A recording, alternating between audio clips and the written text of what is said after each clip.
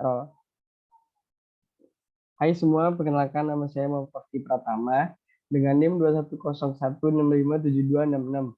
Di sini saya dari kelompok 14 ingin mempresentasikan tentang media based communication and big data. Boleh di next.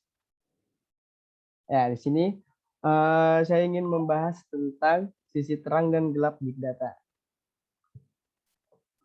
Problem background ini karena sekarang udah era digital, terus semua juga bisa diakses melalui internet menggunakan jaringan.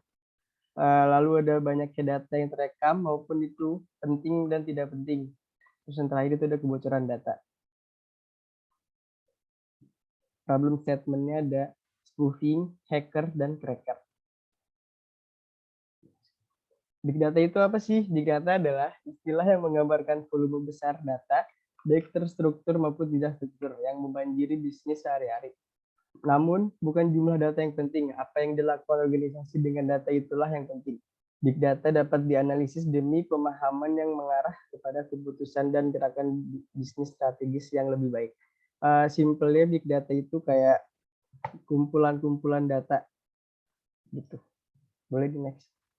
Nah, pertama ini ada spoofing. Spoofing itu salah satu kejahatan dunia maya atau cybercrime yang perlu kita waspadai. Spoofing adalah salah satu bentuk penipuan online yang dilakukan dengan cara menyamar sebagai seseorang atau pihak tertentu. Biasanya si pelaku spoofing ini bakal berkedok jadi individu atau suatu organisasi yang memang udah terkenal. Gitu. Boleh di next. Yang kedua itu ada hacker. Hacker adalah orang dengan skill pemrograman yang mampu menerobos sistem keamanan komputer atau jaringan komputer untuk tujuan tertentu. Boleh. Yang ketiga ini ada cracker. Cracker itu kembaran dari hacker. Namun bedanya di sini, kalau cracker adalah sebutan untuk mereka yang masuk ke sistem orang lain, dan cracker lebih bersifat destruktif. Biasanya di jaringan komputer, kayak merubah password atau lisensi, terus secara sengaja ngelawan keamanan komputer, dan lain-lain. Boleh di next.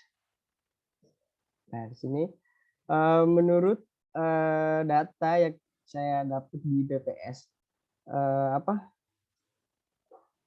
pada usia 25 sampai 64 ini memang aktif menggunakan internet, namun pada usia 15 sampai 24 adalah angka tertinggi dalam menggunakan internet, yaitu sampai dengan angka 83,58%.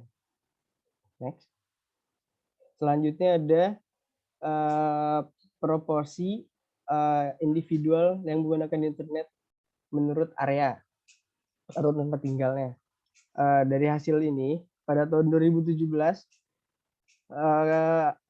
perdesaan dan perkotaan sangat jauh drastis perbedaannya. Di pedesaan hanya menginjak angka 19,87%, namun di perkotaan sampai 43,36%. Lalu pada 2019 di daerah pedesaan mengalami peningkatan, yaitu sampai dengan angka 33,84%.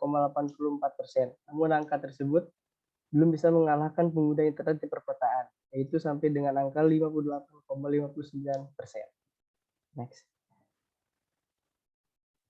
Kita bahas keuntungan menggunakan big data. Itu ada membantu suatu perusahaan untuk berhubungan dengan pelanggannya langsung. Yang kedua itu ada memberikan strategi efektif dalam hal pemasaran. Lalu ada mengoptimalkan media sosial. Typo. Kekurangannya atau kekurangan menggunakan big data. Di sini ada struktur data tidak fleksibel. Yang kedua itu ada proses komputasi tidak efisien. Lalu ada dokumen penting yang rawan bocor. Boleh di next. Oke, terima kasih. Sekian dari presentasi saya.